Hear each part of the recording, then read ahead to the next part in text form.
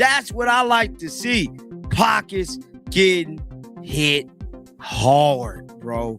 Hard. Because somebody need to hold these players accountable for the stupidity they have been. White privilege from the locker room of a game that she was playing in. Get this, she fouled Sophie Cunningham hard. Sophie Cunningham, obviously white person, fouled her hard. Flagrant 2, gets ejected, goes to the locker room and tweets out white privilege in the middle of the game. Now here's the kicker to me. A flagrant 2 has to be contact that can lead to an injury that looks excessive. DiJonai. It's here. Reebok is reportedly dropping their endorsement for DiJonai Carrington after she attacked Sophie Cunningham.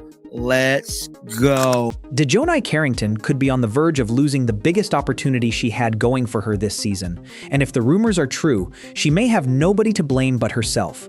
Because this isn't some quiet controversy slowly disappearing in the background.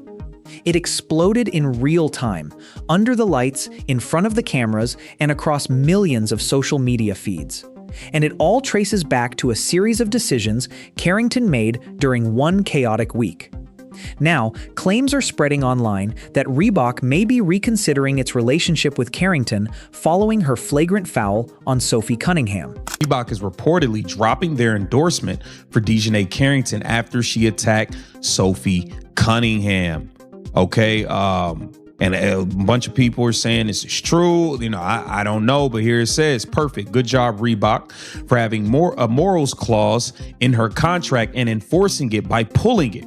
Carrington is a bully that the league apparently is protecting. Wake up, WNBA, before someone really gets hurt. You'll get sued because we Americans won't stand for this abuse. Do you agree? Before continuing, please take a moment to subscribe the channel to get the daily WNBA updates. Your support matters a lot. Rumors are now swirling that Reebok could be preparing to cut ties with DiJonai Carrington. And the athlete reportedly being discussed as her potential replacement isn't some unknown rookie, it's Sophie Cunningham. Yes, the same Sophie Cunningham who repeatedly found herself on the receiving end of Carrington's physical play this past week. If these reports are true, this could become one of the most shocking reversals in sports marketing this year. Just months ago, nobody could have imagined these two players becoming connected through a potential shoe deal, especially with Cunningham possibly gaining the opportunity that Carrington now risks losing.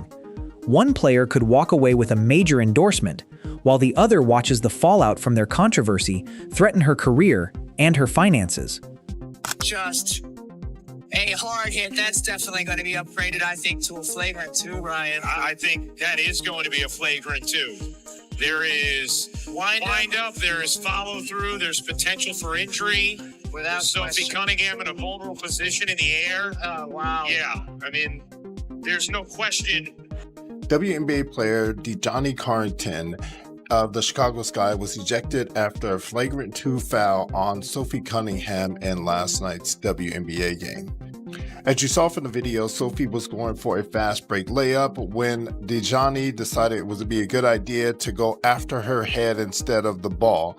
So that obviously prompted the flagrant 2. The referees take a look at it and she was ejected, and a lot of people are calling for her suspension after. Rumors are now swirling that Reebok could be preparing to cut ties with DiJonai Carrington. And the athlete reportedly being discussed as her potential replacement isn't some unknown rookie, it's Sophie Cunningham. Yes, the same Sophie Cunningham who repeatedly found herself on the receiving end of Carrington's physical play this past week. If these reports are true, this could become one of the most shocking reversals in sports marketing this year. Just months ago, nobody could have imagined these two players becoming connected through a potential shoe deal, especially with Cunningham possibly gaining the opportunity that Carrington now risks losing. One player could walk away with a major endorsement, while the other watches the fallout from their controversy threaten her career and her finances.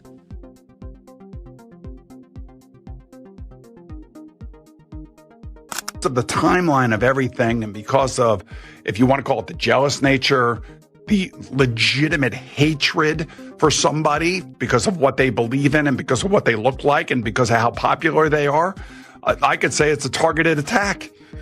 Yeah, oh, clearly. I mean, I think most people believe that. But then on top of that, you know, it's not only white privilege she puts out there, she puts the next in our next post, she puts the game date of the next time they're going to play the Fever. Yep. I mean, that's almost like... Here's how everything reached this point. When Reebok signed DiJonai Carrington, the company wasn't investing in her basketball skills alone. It was betting on her personality, her public image, and her potential to become someone fans would support both on and off the court. Because that's what an endorsement deal is really about. A brand isn't simply paying for your jump shot or defensive ability, it's paying for the reaction your name creates when customers see it on a shoebox, in a commercial, or across a major advertising campaign. And lately, Carrington's name hasn't been generating excitement, it's been generating controversy. That kind of shift can turn a marketable athlete into a potential liability almost overnight. And believe me, brands notice it much faster than most fans realize. With another signature move, yet again, versus the Valks tonight. And then she put both hands up. Damn! What is she doing with her left hand? Look at her left hand.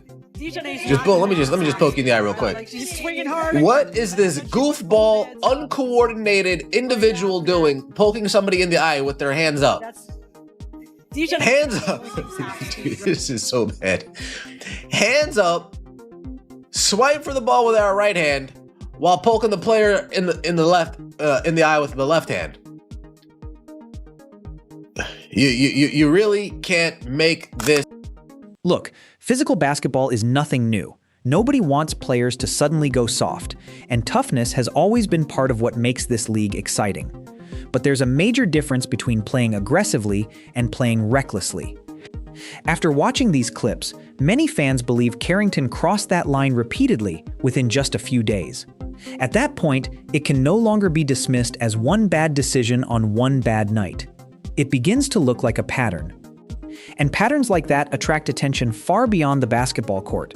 Brand executives study every incident carefully when deciding whether an athlete should continue representing their company and wearing their logo on national television. This is all for today. Before leaving, please subscribe the channel to get the daily WNBA updates.